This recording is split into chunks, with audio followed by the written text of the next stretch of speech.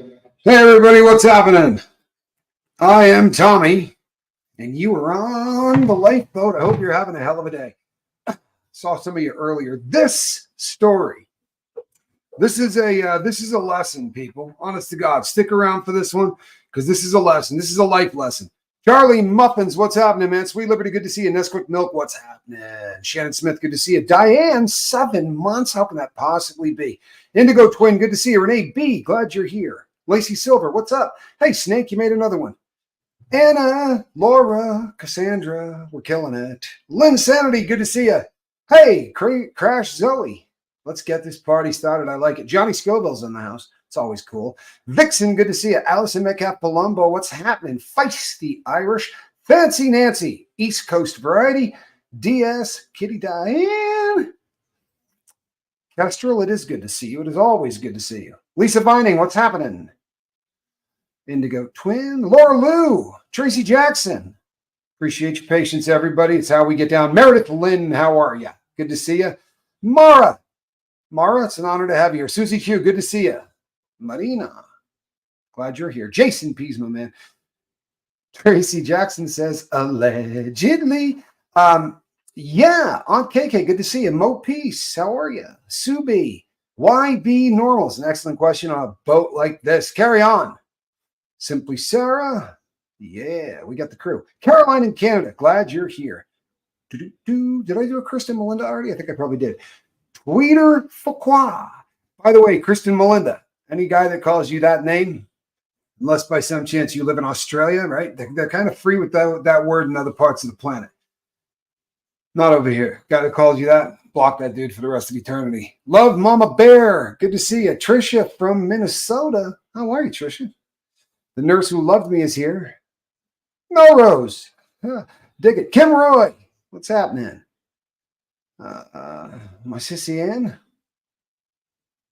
I managed to beat bulimia today. I was so tempted not to eat for reasons unknown. You know what? I love the idea of anybody fighting anything that is that insidious, because that is a horrific thing. We've had a lot of people on the boat since the boat started who have struggled, and that is a really tough thing. Laker Dog, good to see you. Sharon, how are you? Love it. Love it. By the way,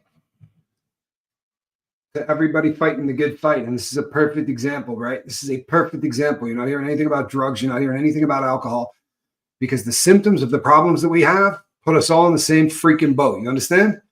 How a person who is addicted to H for 3 decades can kick it with someone who's fighting an eating disorder, and it makes sense to one another, is because although it doesn't make any sense, the fact that our lifestyle makes no sense makes sense. Sorry, but honestly, that's the truth. Everybody that I know who's ever struggled with anything kind of fits into that group. Susie Q, good to see you. It's amazing how much addictions and addictions to substances and addictions to habits are so similar. Carry on. Hello, Beth Larkin. Holy crap, Johnny Scoville. Beth Larkin got a great joke about, it's not even a joke, but we used to spend an awful lot of time hanging out with a guy whose last name was Larkin. A really long time hanging out with him. I live for now. Good to see you. I once lived across the street from him. Elizabeth Grundy. Good evening. And you know what? Let's fire this thing up and take it out. What do you think? What do you think? Let's fire this rascal up. I'm ready to take it out. So here's a lesson, right? You can pay attention to this one because you're going to dig it. There was a house of a music executive raided yesterday in South Florida, right? This guy's name was Naheem Jorge Bonilla. And I want to tell you something. I've seen cats with 350,000 subscribers. I've seen cats with 250,000 subscribers who are shooting videos and telling you that this is Sean Diddy Combs allegedly snitching. The reason that these people are getting caught up right now, and the reason that they're raiding these houses, is because Diddy is now cutting deals. And you know what? I've said this is getting out of control, right? I've said this is getting out of control. The guy that got raided in South Florida. I sing allegedly now, and my kids think I'm crazy. Well, my kids think I'm crazy too. You're in good company, right? Everybody thinks I'm crazy. So this is kind of fascinating because this guy is deep in the music business, and apparently he also is a restaurateur.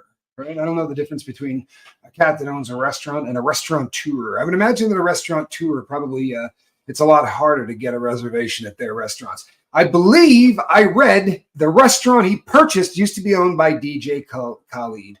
The home that was rated, it looks a little nicer than my digs, right? And is rumored to have cost somewhere in the $5 million range. Hello, Robbie from Australia. Welcome. Glad you're here. So all of a sudden, people are putting this together, right? Because it makes sense. And I'll tell you something. Allegedly, there's a tie-in to the Sinaloa cartel, allegedly, right? That people who are involved in this case are being protected by the Sinaloa cartel. And there was a cat from the Sinaloa cartel that sued Diddy in court for $666,000. Now, of course, it was thrown out the second it got to court because what he sued him for was loss of clientele in his trafficking business, right, where he sold chemical products as a amateur pharmacist. I'm sorry if you don't talk like this, you get your videos demonetized. The guy was slinging, right? And anyway, the purpose of this lawsuit has always been, according to everybody, to let Diddy know that that group of people, right, Sinaloa cartel, does not like him. They said in the lawsuit that their loss of business happened when they refused to traffic in human beings for Mr. Combs. Now, publicity stunt, right? Maybe. Publicity, who knows, right? Somebody did this for some reason. Now, the guy that filed on it happens to be in the feds, and he's in prison in Colorado, right? And the funny thing is, he's in a USP in Colorado. And the guy that used to run the Sinaloa cartel is about 150 yards away from where he's doing time. Slight exaggeration.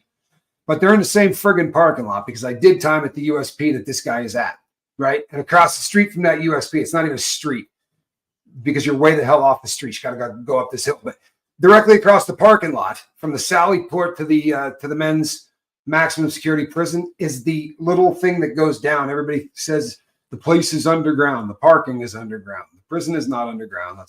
It's a myth.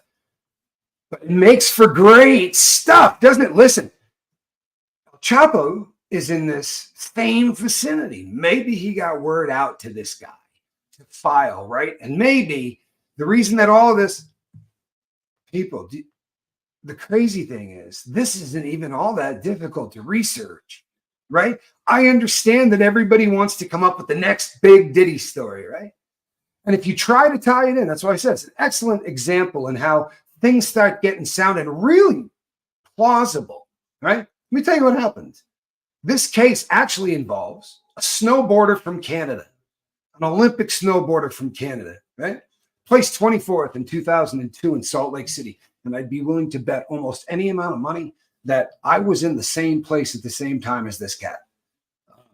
I spent a lot of time around that Olympics, a lot of time around it. And so he came in 24th, didn't really, that's not really high on the podium, so to speak. However, he competed in the Olympics, which is a big friggin' deal, to be sure. Then he got busted by the United States for trying to move large quantities of blow. Allegedly. Somehow he got a year. Are there any convicts in the audience? Somehow he got a year. I don't care what amount of blow you're trafficking, you're not getting a year. Unless by some chance you cut an incredible deal. And the way that usually is done is by turning in a lot of people. That's no joke either. I'm not saying that this guy's a snitch. I'm not. I'm just saying that he got the greatest prison sentence in the history of humanity. For whatever reason, you can do the math on that. I didn't chase the guy down and start looking through his paperwork. I don't have to. I mean, as a convict, guys come in and you need this. You want to see their discovery. You want to see all that. But if you see the judgment of commitment, if you see what that person is in jail for, usually you can tell if they cut a deal. if they're in there for possession of over 500 grams of meth, right? And they got a 2-year prison sentence. You're probably looking at this guy going, I don't think I want to share any lunch space with this dude, right? I don't think I want people to know that this guy and me have ever spoken. Robbie, thank you, man. Absolutely honored. I love it when people say that. I really do. I dig this place. Deadhead. All right, so yeah, some deal, right? I mean, man, I never got deals like that. I was never that lucky. For real, those are great deals. That's a year. Anyway, when the guy got out of prison, he really got busy, right? And he started to take this thing to a whole new level, which included handling from the manufacturing of this crap all the way up to the distribution of it in the good old US of A and in our neighbors to the north, Carolina and Canada. A lot of the stuff was destined for Canada, and a lot of the stuff was destined for the United States. First stop, LA, where it then got divided up into trucks to head all over the place. And apparently these guys had a very unique way of making sure that the person who was driving the truck was one of us, to make sure that, because they had to put these loads on a lot of trucks. They did it with serial numbers from dollar bills, right? This was their tracking system. I don't know whether you wrote it down, they tear a bill in half. I don't know how this works, but that's because that's all they've leaked so far. But they called this Operation Giant Slalom, right? Operation Giant Slalom. It's not going to come as a shock to you that the type of snowboarding this cat did wasn't half pipe, right? No, it was giant slalom. And the feds, thinking, well, that's kind of funny, decided that they would embarrass him, for lack of a better way to put it, because that's really what happened, right? Any way you want to shake it, that's really what happened. And this dude, right? This is our boy, Ryan James Wedding. He is running this outfit, right? There are, I believe, 16 individuals that are all being hemmed up in this thing, right? Rico style. But this is the head of the pimple right here. Ryan James Wedding with the Kentucky waterfall. That is a hell of a mullet. Say what you will, man. That's a hell of a mullet. I'm sorry. Styly. Anyway, this cat was the boss. He was the head mother guy in charge, right? Of moving 60 tons, right, of white a year. People, can you wrap your dome around this? 60 tons a year? Giggity. If you're moving stuff for money, I don't know if you can imagine just how much that is. This guy's operation was so big that they were clapping off, like they weren't even weighing stuff. The shipments that were getting delivered in Canada, they were like, here's the deal. It's $200,000. You're getting a truckload, whatever that happens to weigh out. And they continued to keep this thing rolling this way. But our guy, right, the head of the pimple, Ryan Wedding, tough, because every time you read that, you think, like, the word wedding comes up really often, and you'll watch news people who are reading it on a teleprompter stumble all over the place with this guy's name. That's awesome. I really dig it. He's on the run, people. This cat's on the run. While he was not on the run a long time ago, right? Long before Diddy was ever in jail, by the way, they started Operation Giant Slalom to hunt a bunch of these cats down. And at the time, I don't think it was 16, because right towards the end, the guy that they busted in South Florida, the music executive that everybody is going to tell you got ratted out by Sean Combs. I promise you that's not what happened. Honestly. If it is, then Sean was ratting a long time ago, because this has been in the works. This wasn't hard to chase down. It took about 45 minutes. This has been in the work a long time, right? This Operation Giant Slalom, which had the FBI, the DEA, the OPP. Yeah. Who's down with OPP? That would be a Canadian thing. I believe it's the Ontario, Provincial Police. What does it stand for? Somebody, I got a Canadian here. What's OPP? As it in Canada. Don't you write something else. You know what I meant. Karantha. Good to see you. Subi, what's happening? Sandy Bowers, I'm glad that you're here. So this is what we're looking at, right? Operation Giant Slalom, right? Has brought to you by Channel 5, Florida. That guy in the top left, you recognize him from his wanted poster by the Federal Bureau of Investigation, right? Okay, there's that cat. And there are other people. This guy right here, right? This guy right here is our music executive from Florida. He gets a deal going directly with him somehow, and he buys 7 kilos of blow, right? Don't know exactly what he paid for it, but he bought 7 keys and then said, hey, float me 5. Never a good idea, right? Never a good idea. Don't front stuff. It never works out. I'm telling you, this is one of those things that just does not ever work out well. So as I predicted, it didn't work out well. And our guy, Mr. Wedding, started to call this dude in South Florida, the music exec, and said, as people in this line of work are known to do, hey, if you don't pay me for the 5 that you fronted, I'm going to remove your mom from planet Earth. I'm not playing. Not being funny. You'll see this if you read. That's literally what this was accused of saying. I'm going to take your mom off of planet Earth, right? And he gave him 2 days or 3 days or something. At which point, Naheem decided to come correct with the cash, and he paid for 2 keys, and then made a deal of some kind to send a crap load of methamphetamine to Canada. I mean, a crap load. It was, I don't remember how many keys, but it was a bunch to make up the difference of what he didn't pay and to keep his mom amongst the living. Now, I have a feeling, because at the press conference, as they talked about everybody, they brought up our friend, the music executive from Florida, separately. In the indictment, he's talked about kind of separately. I have a feeling they overplayed their hand when they told this dude that mom was going to get smoked, right? I have a feeling that's the kind of stuff that a guy might harbor a little bit of animosity about, right? If it was my mom, I'd be pissed. I really would. I'd be angry. And I have a feeling that's what went down. I'm not saying that this guy's working with the FBI. I'm not. Okay? I'm not saying that this guy's working with the FBI because I don't have any evidence that this guy's working with the FBI. If he's not, he may be the dumbest man in America. For real. His play right now would be to be the guy that said, hey, man, I'm stupid. I like blow, right? But I wasn't on. These guys were moving 60 tons a year. I bought, 12 keys, which I realize is a bunch of drugs. Don't get me wrong. But it's not a bunch of drugs. If you're comparing it to 120,000 pounds a year, right? It's a drop in the bucket. Mr. Wedding was hiring professional hitters. No joke, right? This is not made up. This is all comes out in Operation Giant Slalom. This cat was hiring professional hitmen, the real deal, right? To go wipe out his competitors. He was staying in Mexico, allegedly being protected by the Sinaloa cartel.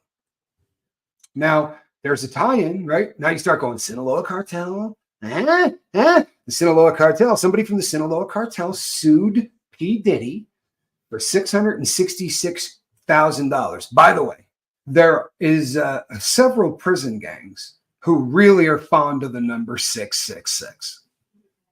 I'm just saying. It is very popular with a couple of organizations that hang out in the feds. One, really high and tight haircuts. You know what I'm saying? They all look remarkably like me, and I'm not. But you know what I'm saying. Subi, glad you're here. This case has, in my humble opinion, about this much to do with Diddy, in spite of the fact that people are trying to tie it to it. Because if you can tie this to him, it's a whole different payday. And this is what you got to start really taking a look at. I'm sorry, but it's the truth. I started to laugh. I was texting with a content creator friend of mine today. And I said, do you think there's a way we could tie Sean Combs to the grassy knoll? Right? Is there any chance this guy could have been the other shooter at, right? Any chance? Any? It's going to end up being an age thing. He's way too young for that, right? But I promise you, there are headlines out there today all over the big red button that are far more or just as bizarre as the fact that he was the second shooter on the grassy knoll at the Kennedy operation. This Operation Giant Slalom, right? This thing has been going on for a hell of a long time, right? So, I mean, I was intending to cover this purely as, hey, this guy's a Olympic snowboarder, and he's accused of bumping people off. By the way, 2 people that he bumped off were an accident, case of mistaken identity. And this isn't your run-of-the-mill, hey, we're just going to remove these people from planet Earth. They went in, family of 3, and eliminated mom and dad while the daughter watched, and then proceeded to shoot her 18 times. And against all odds, she survived. But she's also survived watching her mom and dad removed from Earth. This guy is a sick SOB. I'm not playing. The number of people this guy has had bumped off, that they're already saying, stone cold, this guy did this. This is what we're charging him with. This isn't speculation. The number of people this guy has whacked would make him a serial killer. No 2 ways about it, right? Many times over. And he wasn't getting his hands dirty. He was hiring hitters, right? But he was ordering people to be removed from Earth. I think you got to be really, I think you got to be punished for that. Deadhead says, poor child. And you know what? It's a great sentiment. Hello, Monica. Good to see you. Hey, the Arabian Bard. Glad you're here. This, I promise you, you're going to see it in the next couple of days. And they're going to start talking about how Operation Giant Slalom was just Diddy. He's trying to cut deals to get out of people. A little discernment, right? If you see a headline on a video or something like that, maybe look at 4 or 5 other videos they do. And if every one of them is just, the most, they will promise you things in these videos. Hey, we got a video of Jamie Foxx doing whatever. You watch, 20 minutes of about a 6-minute segment that they're looping in different order to keep you there. And they never mention the actor's name. You have to leave the big red button to do research on Diddy. You have to. This is so inundated. And I mean, there's good stuff out there to be sure, but there's also a huge, right? A huge incentive to come out with a story more twisted than the next. Boy, though, anybody want to argue this? Huh? Anybody want to argue with our friend 480? I don't.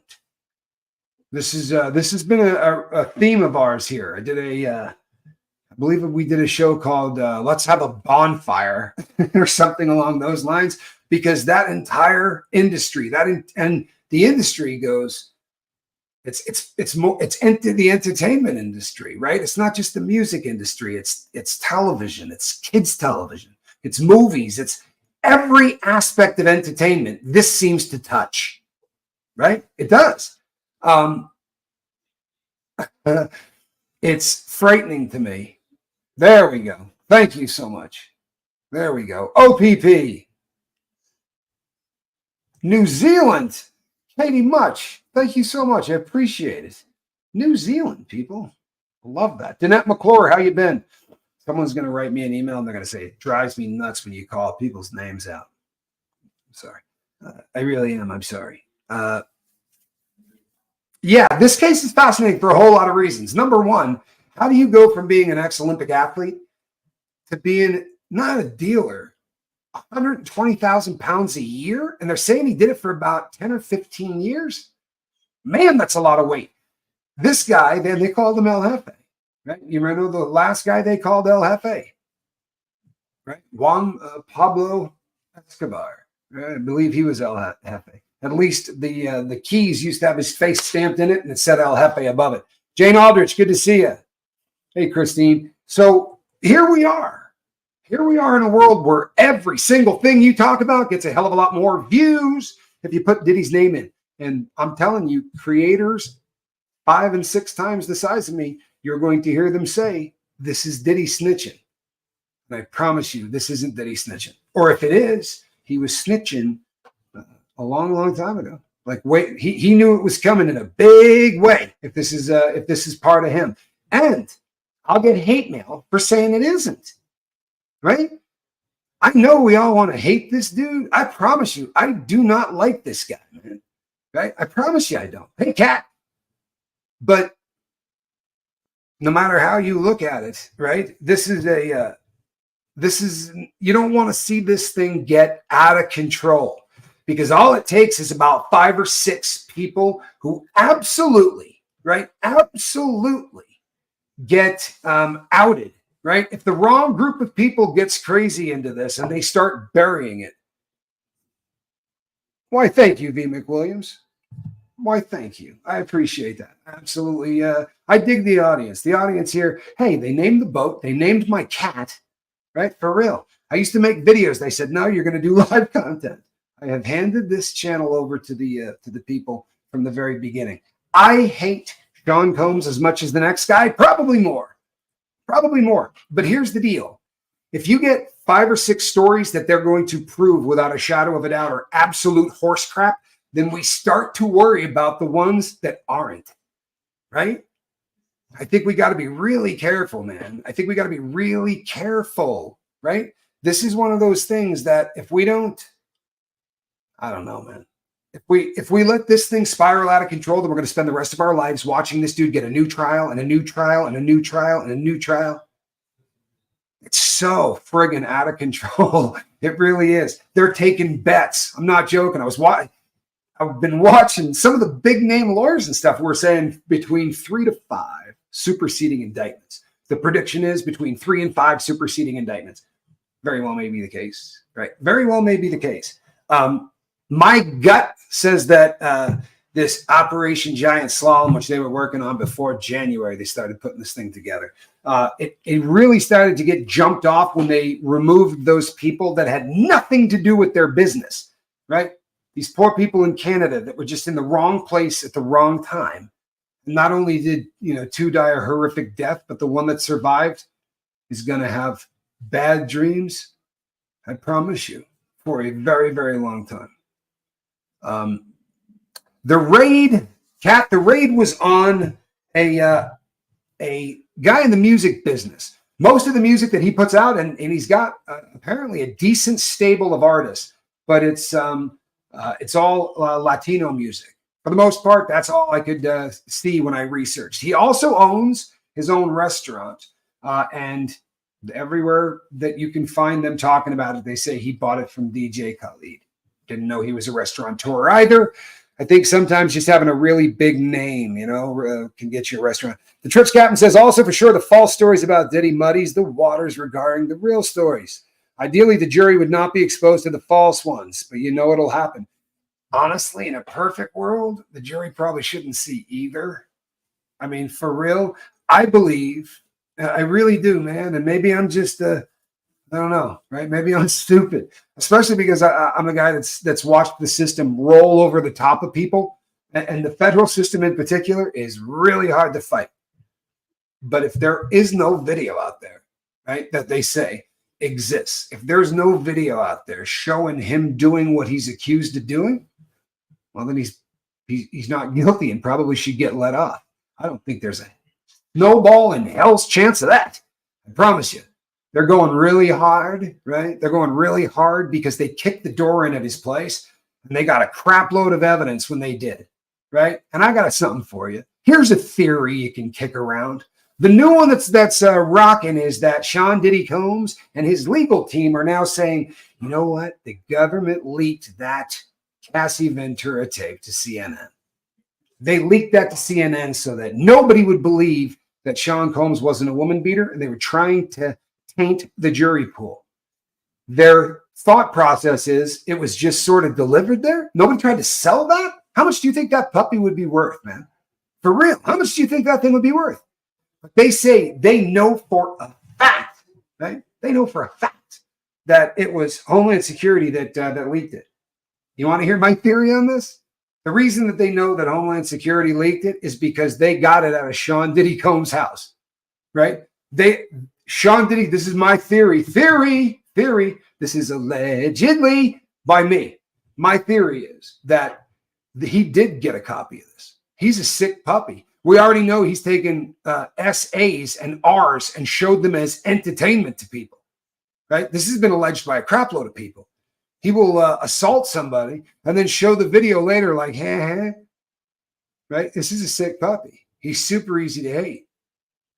But I'd like to see him get convicted with no strings and no weirdness and no, hey, we cheated a little, or hey, we kept some evidence out, right?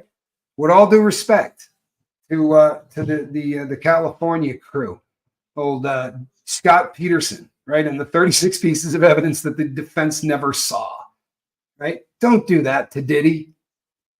Don't muddy the waters. Don't bring somebody in that's BS. Don't plant a glove.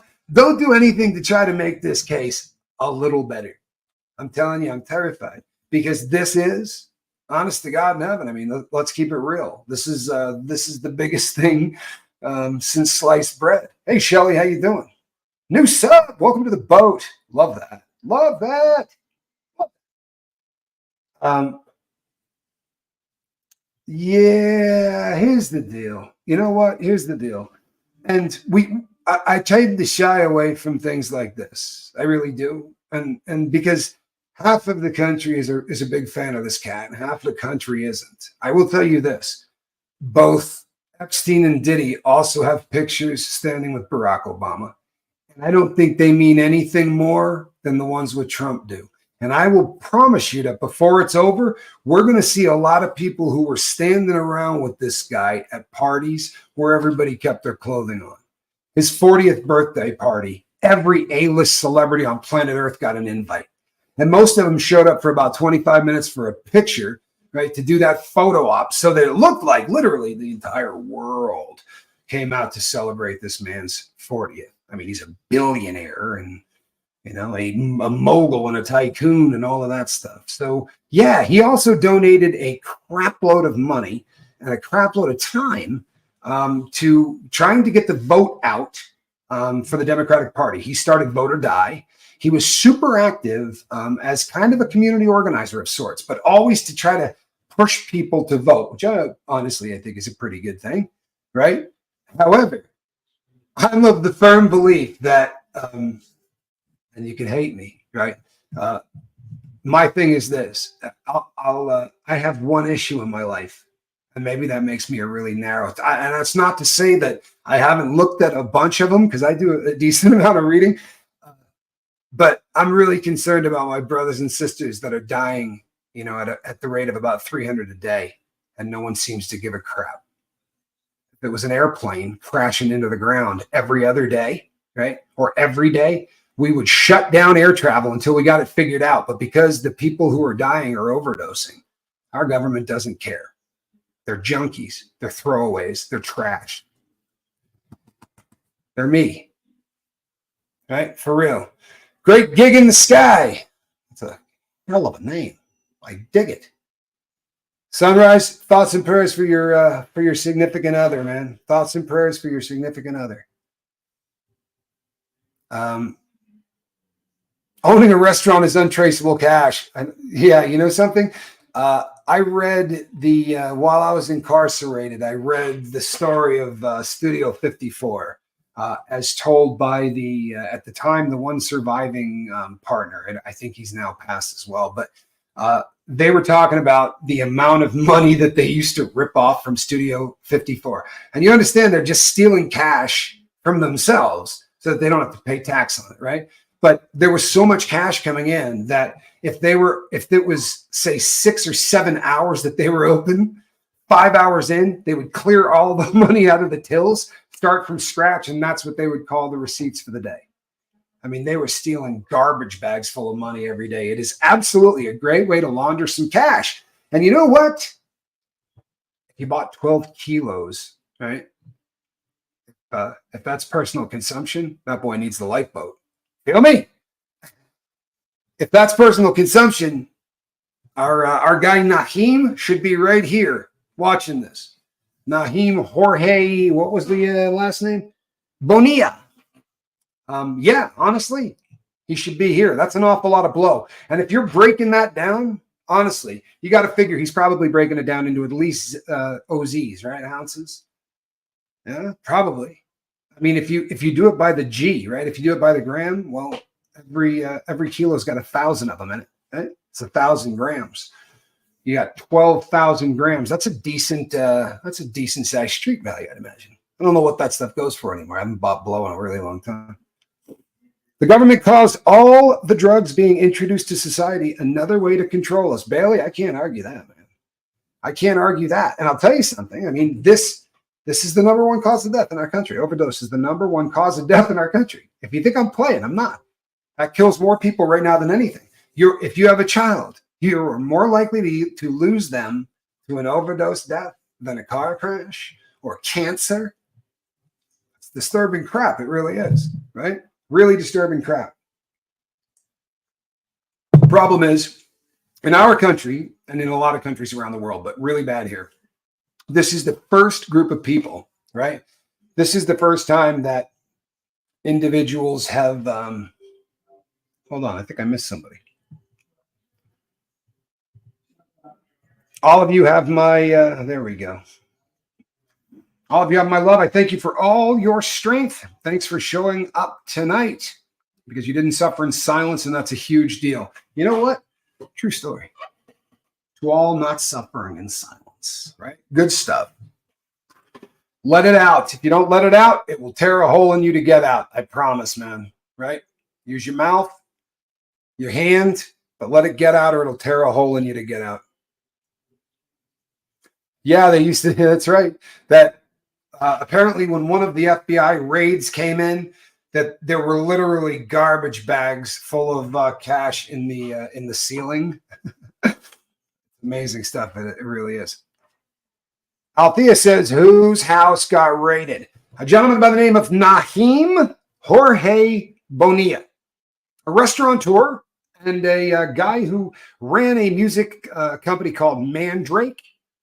He still has a huge social footprint, right? This guy just got busted. They just arrested these people a couple of days ago. He still has got a massive social media footprint that you can go out and look at, right? Which is really wild because this guy really seemed to have the life, right? He really did.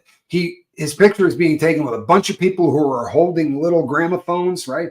So obviously his artists are doing well. There was a picture of him with Ja Rule. Trust me, I spent all day trying to find out if there was a picture of this guy standing with, if not Diddy, somebody really close in Diddy's camp. And Ja Rule, I think, was about as close as we could get, and I just don't see. This is really thin, right? It's really thin, especially to put on your thumbnail, right? Especially to put on your thumbnail. And I promise you, people, you're going to see it. You're going to see it because there's a bunch of them. There's a bunch of them. Yes, I helped people in rehab that overdosed because I was thrown away by my parents because I drank too much. You know something? I'm so sorry. But since we started this channel, there's a very popular expression that you can't pick your family, right? You've probably heard this. We say, hey, why can't you?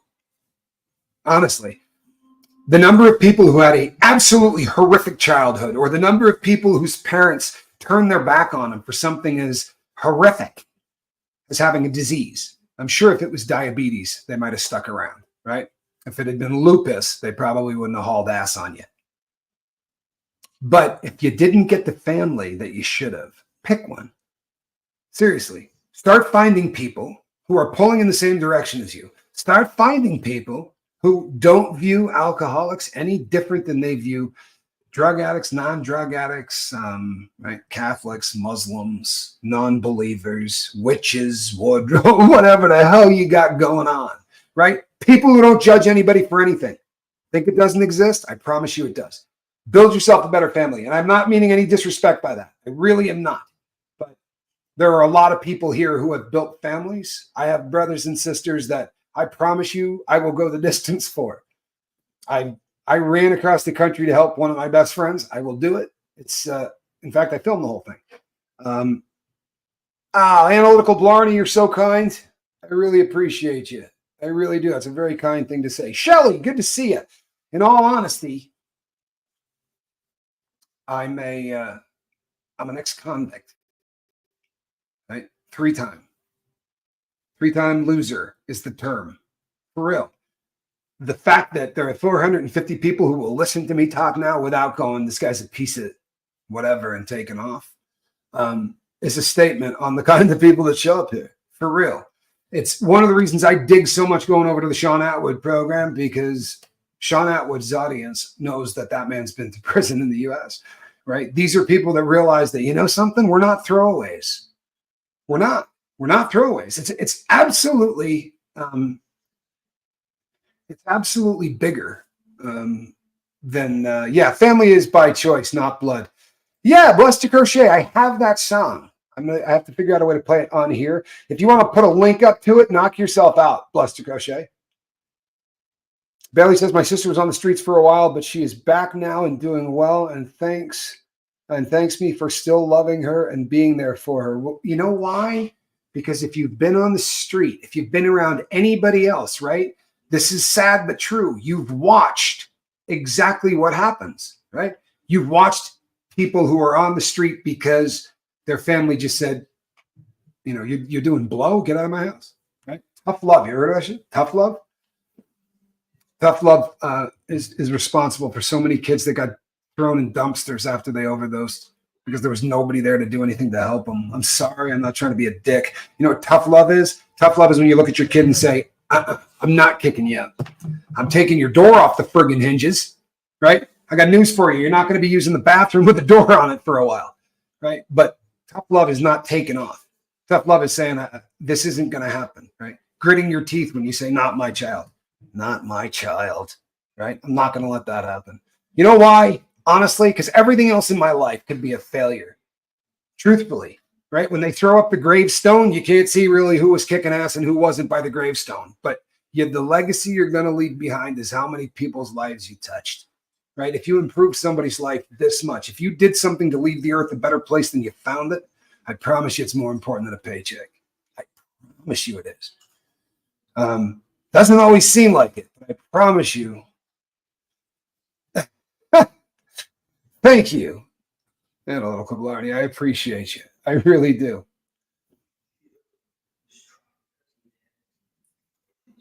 I love it. Cheryl B says, we can be family. I don't drink. I have never done drugs, but I don't turn my back on people who need me. It's a beautiful thing.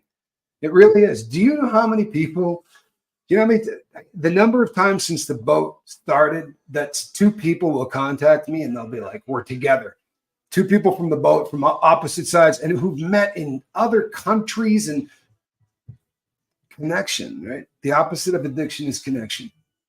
The opposite of damn near everything else that really messes us up as human beings is connection. We stopped talking to people and really bad stuff started happening, right? When you decided that your neighbor was a piece of shit because of who they voted for, we really went off the rails. And the funny thing is, we weren't those people 20 years ago. What happened? You know what happened? We got idiot boxed. I'm not kidding you. We used to watch the news to get the news. Unfortunately, we all picked one news variety or the other. And it just is an echo chamber that tells you the exact same thing until you get to a point where if someone says something other than that, you kind of want to stomp them out like a brush fire. That's what they were designed to do. This entire thing was a hustle to make us hate one another, because it's a hell of a lot easier when we hate one another. I'm a convict that spent a decent amount of time in prison, right? They love if the blacks and whites aren't getting along. They love it because we're not going to attack a guard if we're looking over our shoulder for another race. They love keeping us separate. They love having drama among the inmates, because if we're killing each other, we're probably not killing them. They're terrified of what would happen if 1,300 inmates decided that they were all going to get along for a couple of days, right? They were all going to agree on something for a couple of days. Well, that's friggin' terrifying, isn't it? Well, guess what? It scares governments the same way as it scares prison guards. I'm not kidding. What they're afraid of more than anything, right, is that we're all going to get along. What they're most afraid of is that we're all going to start treating each other the way we used to, right? We're all going to get a sense of humor back. My God, think of the comedians we grew up with. If any of them came out today, not only could they not do their comedy, they would be canceled, shot, stabbed, beaten, thrown from a moving car, and probably disemboweled. for the jokes they told. It's truthfully and honestly, look at any society, and when the jesters, and I don't mean when the court jesters start getting knocked off, you're in trouble. When they start shutting up comedians, it's a bad thing. It really is. It's a bad thing.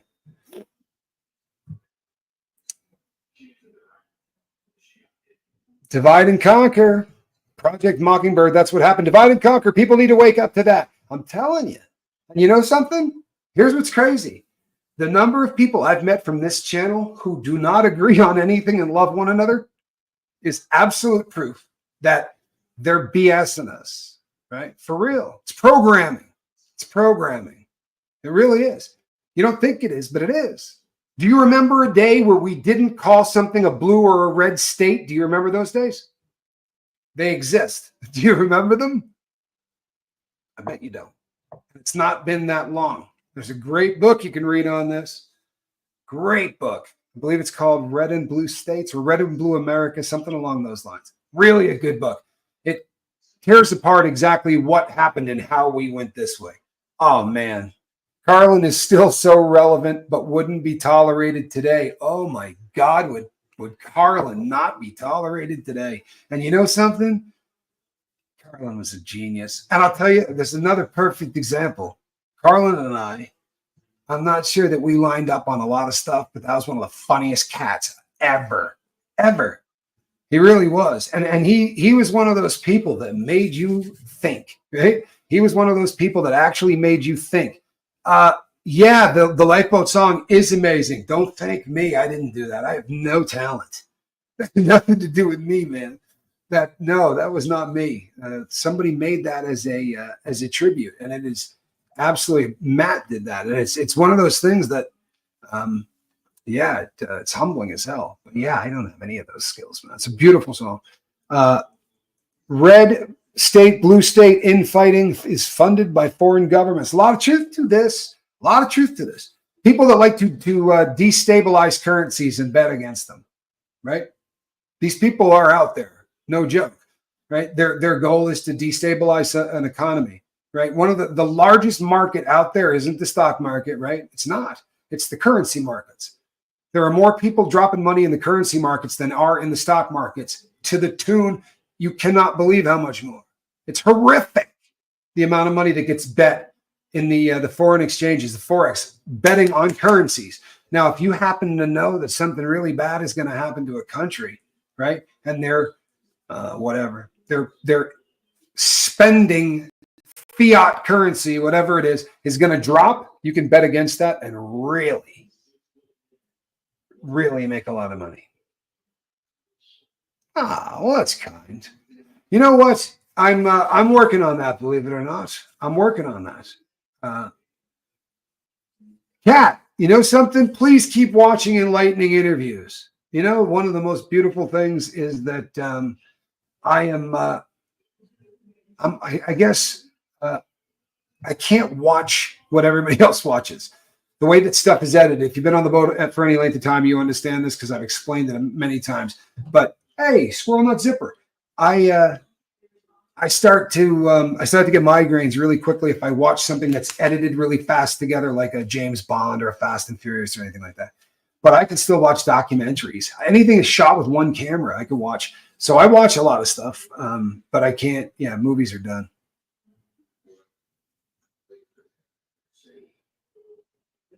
Brenda says, I saw Carlin a few months before he passed. It was sad. He was not funny. He was an angry old man stomping up and down the stage. Made me wonder what happened. That is so awful. I'd never heard that. You know what's going to be really messed up to say? I don't know that I would be surprised by that. You know what I mean? Carlin always had an edge. He definitely had an edge, and he was a bit cynical about society. I think in the way most people are, except he had the balls to say it really loud.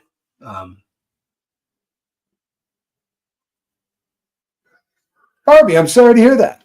She got bounced out and had to come back in. I'm really sorry to hear that. Do you remember when TV channels played the national anthem when you turned it off? I do. I absolutely do. They were doing that into the 80s. For real. They were doing that until the 80s. On the song Glass Houses, Billy Joel does a song called Sleeping with the Television On. And it starts out with the tune you hear, right? The first the tone, and then yeah, that used to crack me up. Yes, there you go. That's the book. The Red and the Blue, the 1990s and the Birth of Political Tribalism. That is absolutely the book. And you know what? I'd like to take a brief moment to thank the Bureau of Prisons, right, for giving me a hell of a lot of time to read. I'm not being funny, man.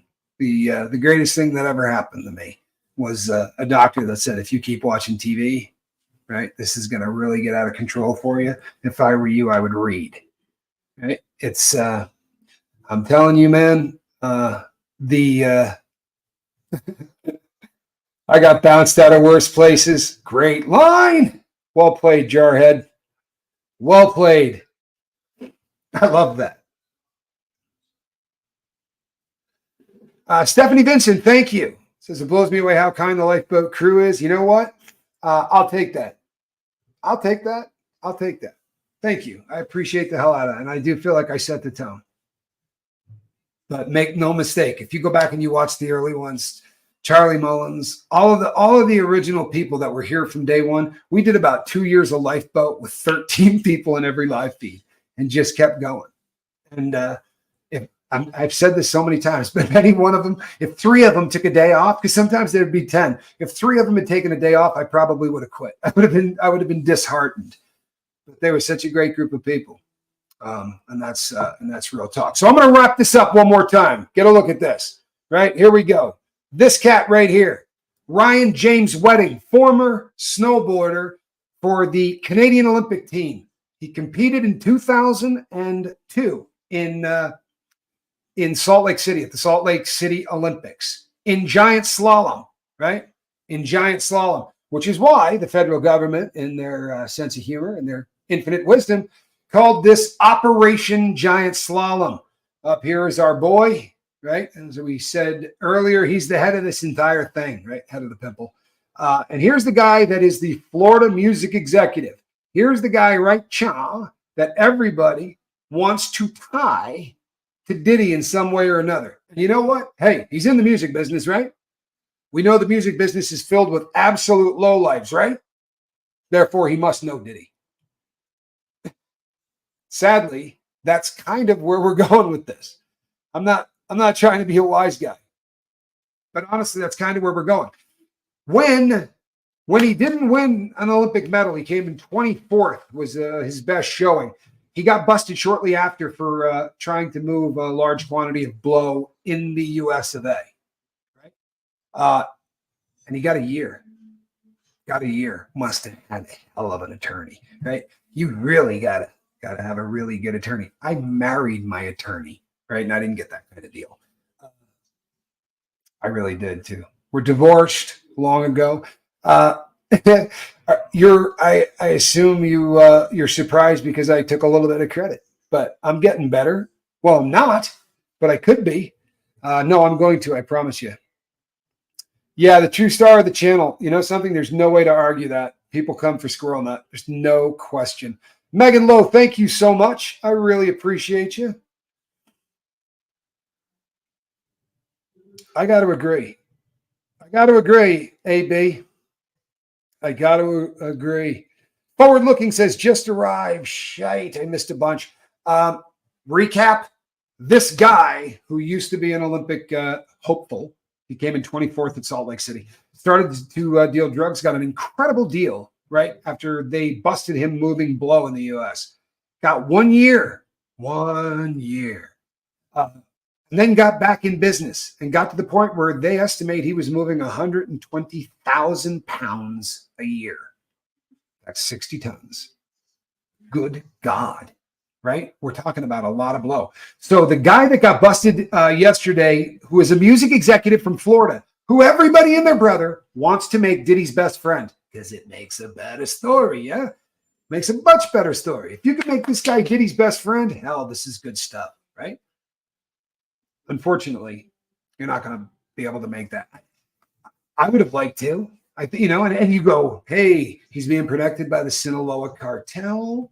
The Sinaloa cartel did have one of their own guys who's doing time in Colorado actually file a lawsuit against Diddy, knowing it would get thrown out, but he wanted to get a message to the world that the Sinaloa cartel wasn't fond of Diddy because of the things that he did allegedly with that trafficking stuff. He sued for $666,000. Not an accident that 666 was put in there. It is very popular with a group of prison gangs that like to use that number in their tattoos as ways to identify themselves. I think that was probably a veiled threat of some kind that he's not going to find a whole lot of support in the feds. But make no mistake, people, he ain't going to find himself on a yard with normal folk. He's not.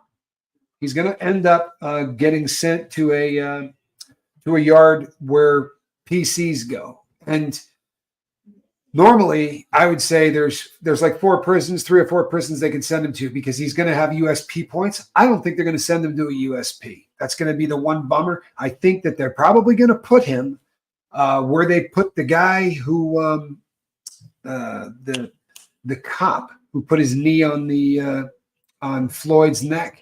He's in FCI Tucson, a prison that I was in at one time, and then they kicked everybody out of it, shut it down, and when they reopened it, it's opened for, I believe they said 88 inmates. 88 inmates. The prison yard designed for 1,300 people. I'm guessing if there's only 88 people in there, they're all like Derek Chauvin. They're all probably looking like him. All right, these are all people that are super high profile.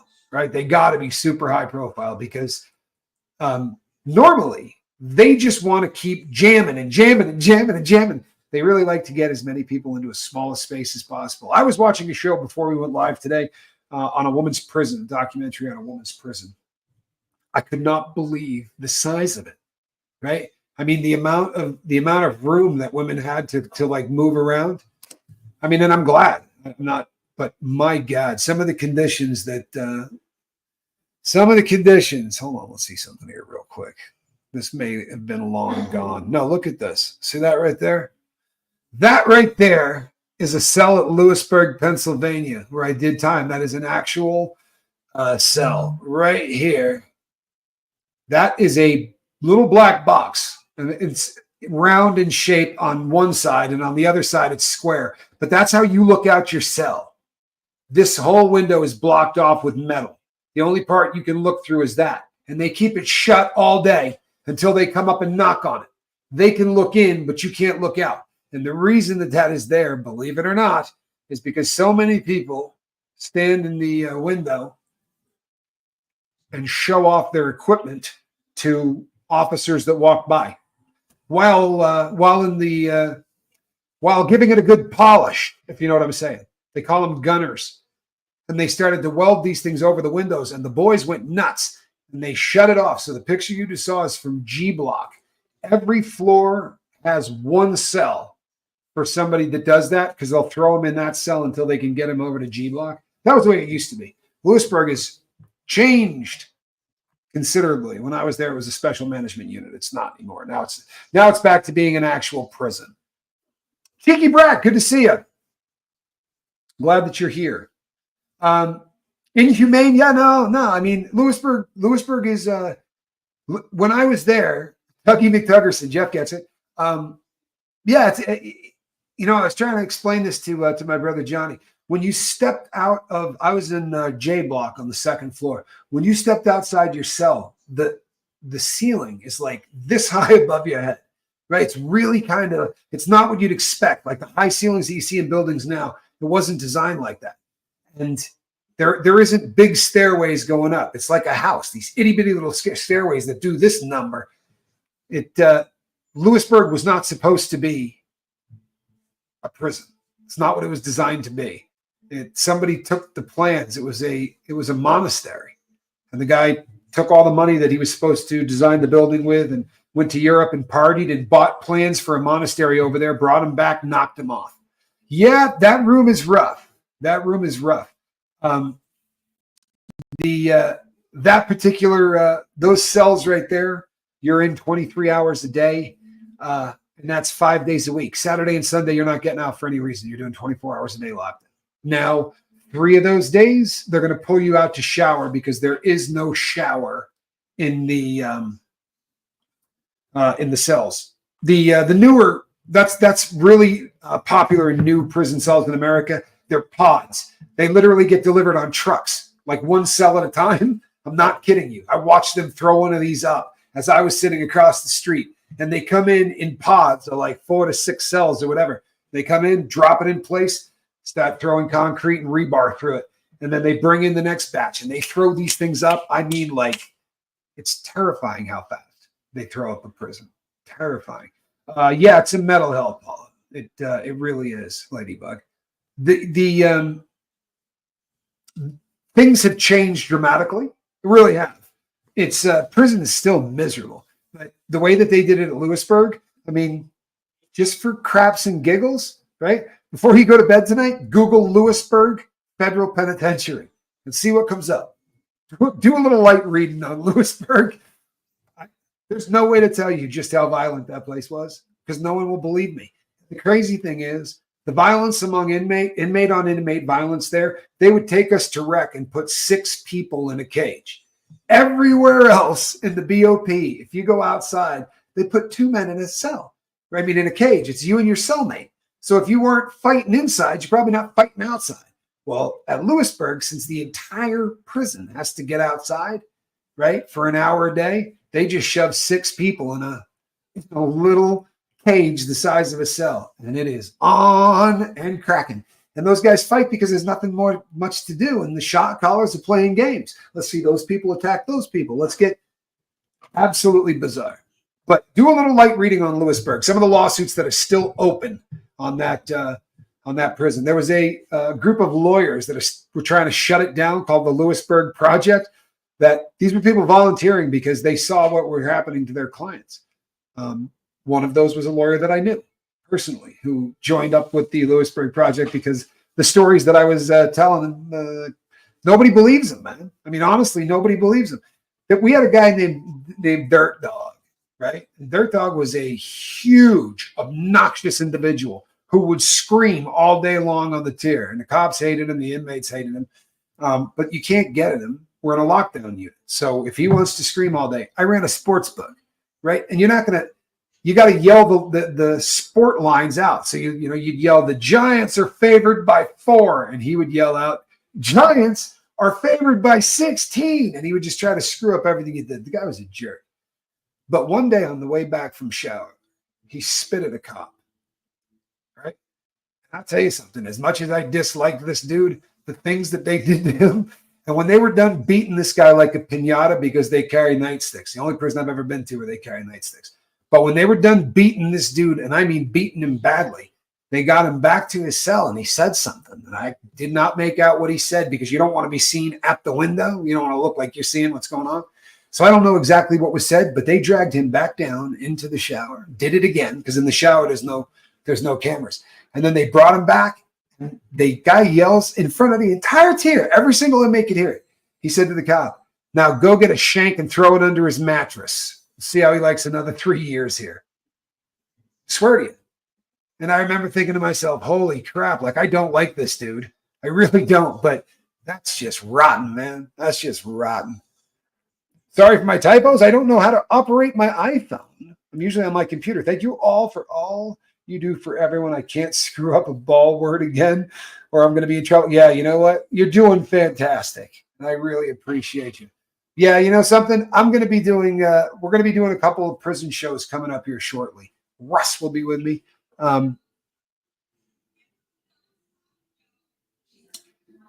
It'll be, it's going to be interesting. We're going to get a couple of different, people that I've talked to a few other individuals that we're going to have come on and speak.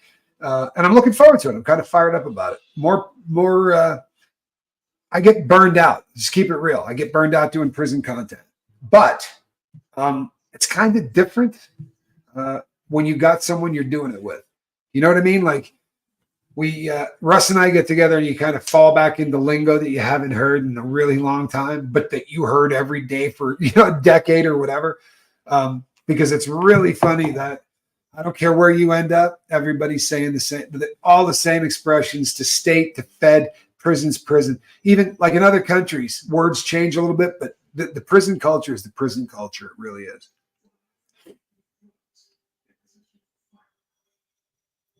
All righty. Shelly says, I love Night Yard with Russ. I do too, people. I really do. And there'll be a decent amount of it coming up. All right, people. I am the Admiral, Tommy Scoville. That right there, that's a cat in a basket, everybody. As you know, we make two promises here. We don't judge anybody for the things that they've done in their past. We're not a judgment channel. And more cat in a basket than you will find any other place on YouTube.